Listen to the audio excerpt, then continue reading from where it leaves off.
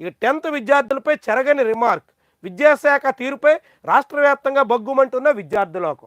రాష్ట్ర వ్యాప్తంగా 66,000 మంది రీవాల్యుయేషన్కి అప్లికేషన్ పెట్టుకుని ఫెయిల్ అయిన వాళ్ళు పాస్ అయ్యి, పాస్ అయిన వాళ్ళు ఫెయిల్ అయ్యి, 90 మార్కులు రావాల్సిన వాళ్ళు 20 మార్కులు వచ్చి, 20 మార్కులు రావాల్సిన వాళ్ళు 15 మార్కులు వచ్చి, ఇట్లా అస్తవ్యస్తంగా 10వ తరగతి పేపర్లో వాల్యుయేషన్ జరిగింది. దీనికి సంబంధించినటువంటి ఒక్క వార్త, ఒక్క కథనం, ఒక్క వ్యవహారాన్ని ఈనాడు పత్రిక ప్రచురిస్తే ఒట్టు. ఎంతగా ప్రభుత్వానికి అండగా ఉందో, ఎంతగా వేల మంది విద్యార్థుల సమస్యని కప్పిపుచ్చే ప్రయత్నం ఈనాడు చేసిందో 10th క్లాస్ రీవాల్యుయేషన్ వ్యవహారం చాటుతుంది. ఆ రీవాల్యుయేషన్ సంబంధించినటువంటి అంశాన్ని ఆంధ్రజ్యోతి పత్రిక లోపల పేజీల్లోనో లేకుంటే ప్రభుత్వానికి ఇబ్బంది కలగకుండా రాసేదానికోసం ప్రయత్నం చేసి సరిపెట్టింది. ఈనాడు అది కూడా చేయాల. పూర్తిగా ఈ వార్తని మసిపూసి మారేడికాయ చేయాలని చూసింది. కప్పిపుచ్చే యత్నం ఈనాడు యథేచ్ఛగా సాగించింది. చాలా దుర్మార్గం. ఎందుకంటే విద్యార్థులకు సంబంధించినటువంటి వ్యవహారంలో విద్యాశాఖ తప్పిదాలతో వేల మంది నష్టపోతే దాన్ని కూడా ఈనాడు కనీసం ఒక వార్తగా ప్రచురించడానికి సిద్ధం కాలేదంటే ఏమనాలి? అసలు అది పత్రిక అనేటువంటి ప్రశ్న కూడా ఇలాంటి సమయంలో ఉదయిస్తుంది. ఎందుకంటే 10th క్లాస్ వాల్యుయేషన్ వ్యవహారంలో ఒక్కొక్క టీచరు రోజుకి కనీసంగా ఒక 50 పేపర్లు అయితే సమర్థవంతంగా దిద్దగలుగుతారు. మార్నింగ్ సెషన్లో ఒక 25, ఈవినింగ్ సెషన్లో ఒక 25 పేపర్లు దిద్దమని ఒక టీచర్కి ఇస్తే దాన్ని పకడ్బందీగా పక్కాగా దిద్దేదానికి అవకాశం ఉంటుంది. కానీ ఈ ప్రభుత్వం వేగంగా పరీక్షా ఫలితాలు విడుదల చేసేయాలి, త్వరగా రిజల్ట్స్ ఇచ్చామనేటువంటి ఘనత మాకు దక్కాలి అనేటువంటి పేరుతో టీచర్కి ఒక్కొక్కరికి రోజుకి 90-80 పేపర్లు పైబడి అందించారు. 100 పేపర్లు కూడా ఒక్కొక్క రోజు దిద్దిచ్చారు. 50 పేపర్లు దిద్దాల్సిన టీచర్ 100 పేపర్లు దిద్దాల్సి వస్తే టైం ఎక్కడ సరిపోతుంది? అదే టైం ఏం మారదు. ఆ టైంలోనే 50 పేపర్లు అయితే సమర్థవంతంగా దిద్దడానికి ఆస్కారం ఉన్నటువంటి చోట 100 పేపర్లు ఇస్తే ఎట్లా దిద్దుతారు? 1 పేజీ 2 పేజీ దిద్ది 4-3 మార్కులు ఎంతో కొంత సగటున వేసుకుంటూ ఇష్టారాజ్యంగా వేసుకుంటూ పోయారు.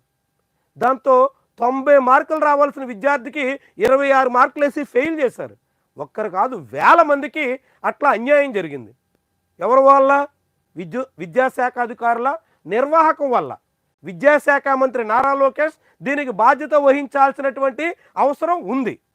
కానీ ఏం చేశారు? పోనీ ఒకవేళ త్వరగా పరీక్ష ఫలితాలు ఇవ్వాలి కాబట్టి మేము వేగంగా ఈ ప్రక్రియ పూర్తి చేస్తాం అంటే అదనంగా సిబ్బందిని నియమించాలి, అదనంగా టీచర్స్ని వాల్యుయేషన్ కోసం రంగంలోకి దింపాల.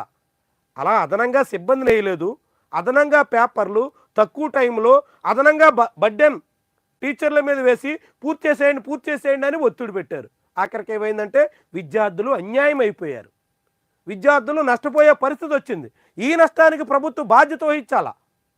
మళ్ళీ ఆ వాల్యుయేషన్ కోసం ఒక పేపర్కి అయితే 500, అన్ని పేపర్లు రీవాల్యుయేషన్ జరగాలంటే 1000 రూపాయల చొప్పున మళ్ళీ స్టూడెంట్స్ నుంచే ఈ ప్రభుత్వం వసూలు చేసింది. ఎంత విడ్డూరం చూడండి. తప్పేమో ప్రభుత్వాన్ని, నిర్వాహకం విద్యాశాఖది, ఫలితమేమో విద్యార్థులది, నష్టపోవాల్సిందేమో విద్యార్థుల తల్లిదండ్రులు. ఎంత ఘోరం, ఎంత అస్తవ్యస్తంగా విద్యాశాఖ ఉంది.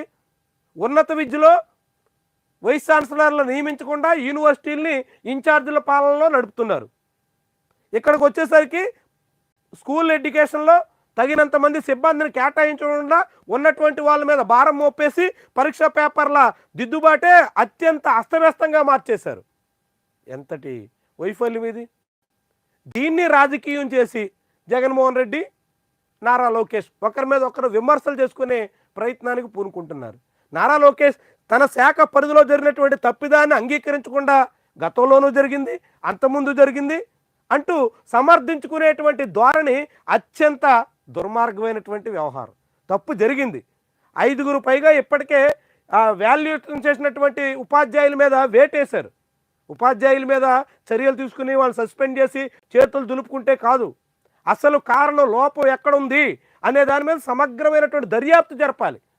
అలాంటి నిర్ణయాలు తీసుకున్నటువంటి అధికారుల్ని కఠినంగా శిక్షించాలి. అంతే తప్ప ఏ తప్పు జరగలేదు, గతంలో అలా జరగలేదా, అంతకుముందు ఇలా జరగలేదా అంటూ సమర్థించుకునేటువంటి ధోరణి ఆంధ్రప్రదేశ్ విద్యాశాఖ మంత్రిగా ఉన్న నారా లోకేష్కి ఏమాత్రం తగదు. తన శాఖ పరిధిలో జరిగినటువంటి తప్పిదానికి తాను బాధ్యత వహించి అలాంటి తప్పిదాలు పునరావృతం కాకుండా చూడాల్సినటువంటి బాధ్యత ఆయనకు ఉంటుంది. కానీ ఆయన దాన్ని రాజకీయం చేసి తప్పించుకుందామనేటువంటి ధోరణిలో సాగడం ఏ మాత్రం సమర్థనీయం కాదు.